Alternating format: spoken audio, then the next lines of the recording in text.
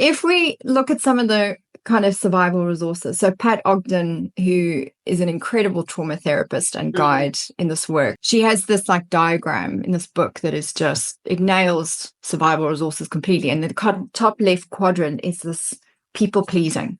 People pleasing, clinging to people for safety, soothing, comforting other people, like very noble. You'd never say this is a survival resource, but my goodness, it is such an unbelievably epic survival resource, because how better to cope with one's trauma than to rush and sort out everybody else? And the next one is, I suppose, a type of addiction that you and I are quite familiar with, is workaholism. Yes. Very noble, being a workaholic, just working all the time, overdoing to keep very busy, needing to know everything, excessive need to excel, that kind of perfectionism qualities, all survival resources. Yeah, and it's really interesting when you mention the word addiction around workaholism, because it's a socially accepted addiction. Oh, look at how well they're doing, or look at the car they're driving. That's because they work really hard, and look at what they contribute to the economy. But it's the same feeling for addiction to heroin or alcoholism. Like it's doing the same thing deep in the system. Yeah. Next up is being hypervigilant. So this is where we see lots of anxiety. So anxiety, hypervigilance, fleeing, running, or even fighting, getting irritated, lots of outbursts, letting off steam, shouting, all survival resources, right? They meet that immediate need of, okay, let's get there. And then afterwards, there's that shame will kick in where it's like, oh no, I shouldn't have shouted like that, or I shouldn't have behaved like that.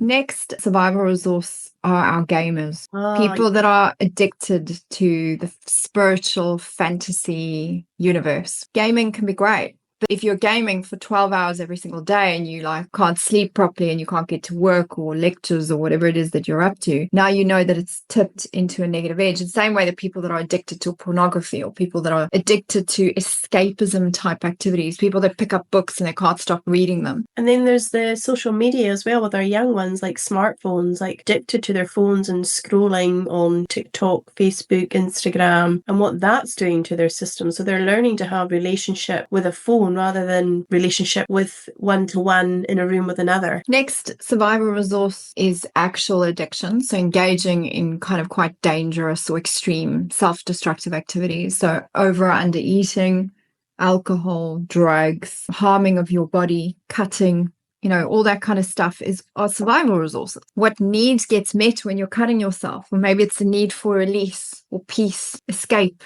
I need to understand it, not stop it. It's terrible. It's like, no, hang on, let's actually study it. Let's get interested in it. And more survival resources could be disconnection. People that are impeccably good at completely keeping emotions that are not accepted at bay, becoming detached, sleeping through life. Basically, people that can just sleep for hours or disconnect that way.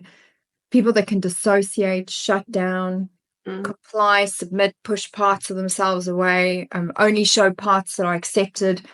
This is hugely deep level of compartmentalization. It's very clever. Next survival resource, though, it's like we're not always aware of it, which is rescuing. So rescuing and saving other people can be a good thing, but you've got to be really careful about it. And if you run off investigating and helping and getting involved in the business of other people, you are quite running the risk of being cast as their perpetrator at some point, because in some way you're disempowering them to make them more of a victim in that situation. So it's not always appreciated. So being a rescuer is not always appreciated. But also sometimes if we swoop in and rescue without permission, we're not really empowering that person. They're not grateful. So it's a thankless job, and it can cause interpersonal conflict. Getting involved in the tasks of others is a major source of interpersonal conflict. It is the source of interpersonal conflict for people. This is a survival resource that you end up just feeling depleted and never quite thanked or appreciated at the level that you were expecting. And then